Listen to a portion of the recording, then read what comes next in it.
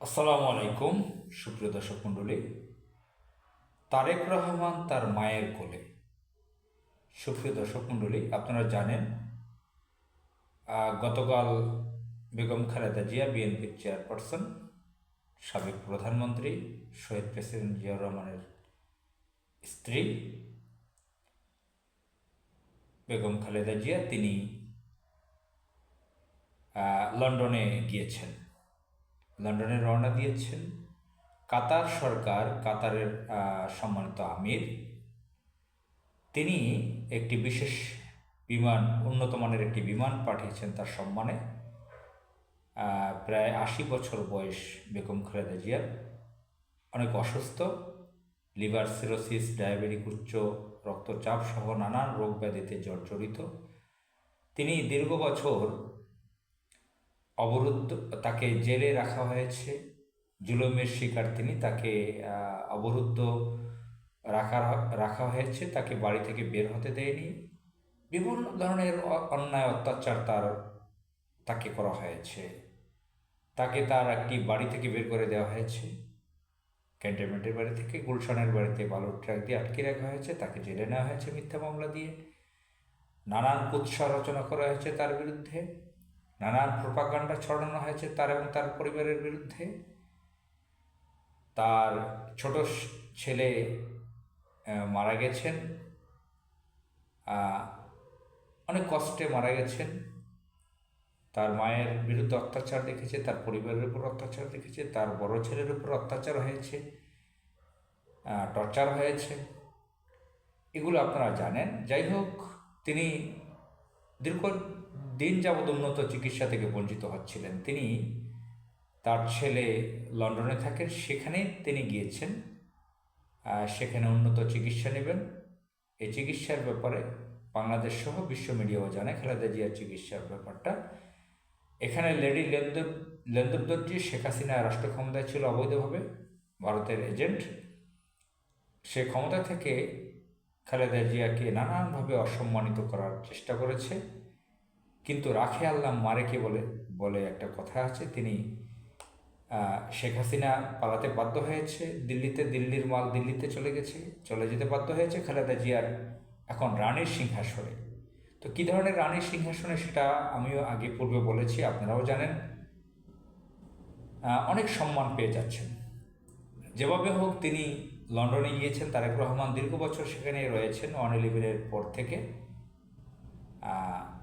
সেখানে আমরা একটা দৃশ্য দেখতে পেয়েছি। আজকে আমি বাহিরে ছিলাম, রানিংয়ে ছিলাম, গণমাধ্যমগুলোর সব খবরগুলো সার্চ করে পড়তে পারিনি, দেখতে পারিনি। তবে এটা টের পেয়েছি, একটি ছবি ভাইরাল হয়েছে সামাজিক যোগাযোগ মাধ্যমে, মিডিয়াগুলোতে। বিভিন্ন বন্ধুরা, সাংবাদিকগণ, তারা পোস্ট করেছেন, শেয়ার করেছেন। তারেক রহমান তার মায়ের কোলে মাকে জড়িয়ে ধরেছেন। তার মা হুইল চেয়ারে বসা, লন্ডনে নেমেছেন। কখন নেমেছেন, কয়টা নেমেছেন, নেমে কী খেয়েছেন, কোথায় রেস্ট নিয়েছেন, কে কে দেখা করতে গিয়েছেন, চারোদিকের খোঁজখবর আমি এখন বলছি না আপনাদেরকে, এগুলো মিডিয়া দেখে নেবেন পরে, অথবা এক সময় বিস্তারিত বলবো। তো শুধু শুধু এই দৃশ্যটাই বলি যে মায়ের কোলে তারেক রহমান। তো মা সকলেরই আছে। মা হারার, যার মা নেই সে মায়ের কষ্টটা বোঝে। আমার নিজের মা নেই। 2016 সালের 22 ডিসেম্বর আমার মা ইন্তেকাল করেন। কোনো মা যদি তার সন্তানকে আদর করে, স্নেহ করে, সেই দৃশ্য যদি আমি দেখি, আমার আমার খুব চিন্তা, সেটা আমি তাকিয়ে দেখি। আর কষ্ট কী যে পাই সেটা আমি নিজেই জানি। কষ্টটা পাই যে আমার মা নেই, এই জন্য। অনেক সন্তান, ছোট ছোট বাচ্চাদের যাদের মা নেই, এতিম বাচ্চা বা আমার বয়সী, তাদের সাথে আমি একটু মনোযোগ দিয়ে কথা বলি, যদি পরিচয় জানি, খোঁজখবর জানি যে মা নেই অমুকের। তো আমার সাংবাদিক বন্ধু আছে আমার থেকে বয়সে কম, এ ধরনের কয়েকজন আছে, আমার দুজন আছে বিশেষ করে, তাদের সাথে খুব ঘন ঘন কথা হয়। তাদের মা নেই, তাদের সাথে খুব ভালো সম্পর্ক আমার। তো আবার দেখি যে অনেক বয়স্ক লোক, আমার আব্বার থেকে অনেক বয়স্ক লোক, তাদের মা আছে। আমার দাদি নেই বেঁচে, সেটা তো নেই। আমার মা ইন্তেকাল করেছেন অনেক কষ্ট পেয়ে। অনেক অসুস্থ ছিলেন, বারবার হাসপাতালে ভর্তি হতেন। আমার মা 22 ডিসেম্বর 2016 সালে চলে গেছে। তো খালেদা জিয়া তিনিও একজন মা, তারেক রহমান তিনিও একজন সন্তান। যে করাইল বস্তিতে থাকে ঢাকার বনানী এলাকায়, সেখানেও মা আছে, সেখানেও সন্তান আছে। আগারগাঁও বস্তিতে, কুড়ি বস্তিতে, আর সাততলা বস্তিতে, ঢাকার এলিট এলাকায়, পৃথিবীর যে কোনো এলিট এলাকায় সব জায়গায় মা আছে, সন্তান আছে। পৃথিবীতে মায়ের উপরে আর কিছু হয় না। তো সেই মায়ের কাছে তারেক রহমান, মা তার কাছে পৌঁছেছে, তাকে জড়িয়ে ধরেছে।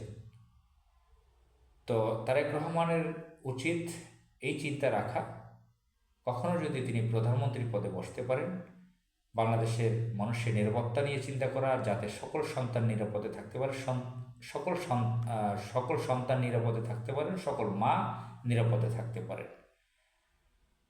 শুধু এটুকু কথা বলে আমি আজকের আলোচনা শেষ করছি। আসসালামু আলাইকুম।